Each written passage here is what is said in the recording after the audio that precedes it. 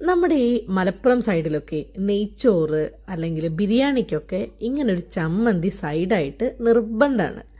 ഈ ചമ്മന്തി എങ്ങനെ ഉണ്ടാക്കുക നോക്കിയാലോ.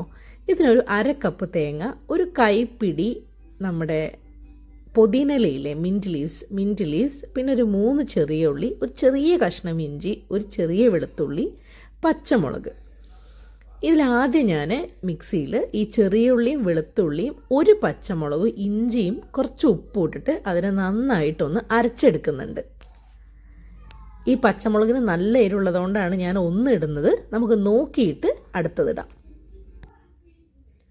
നമ്മുടെ മിക്സ് നന്നായിട്ട് അരഞ്ഞു വന്നിട്ടുണ്ട്. നമുക്ക് സ്പൂൺ കൊണ്ട് ഒന്നും കൂടി ഇതിനെ സെറ്റ് ചെയ്യാം.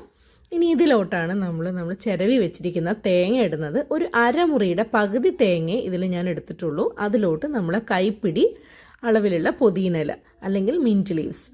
ഈ മിൻറ്റ് ലീവ്സ് നമ്മളൊന്ന് നടുവെ കീറിയിട്ടാണ് ഇതിലോട്ട് ഇട്ട് കൊടുക്കുന്നത്. ഇനി ഇത് നമുക്കൊന്ന് ക്രഷ് ചെയ്തെടുക്കണം. നമ്മൾ വെള്ളം ചേർക്കുന്നില്ല, ജസ്റ്റ് മിക്സിയുടെ ലെഫ്റ്റിലോട്ട് നമ്മൾ പ്രസ് ചെയ്തെടുത്താൽ മതി.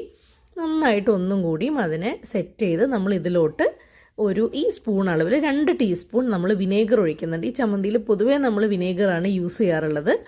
വിനേഗർ ഒഴിക്കുന്നുണ്ട്.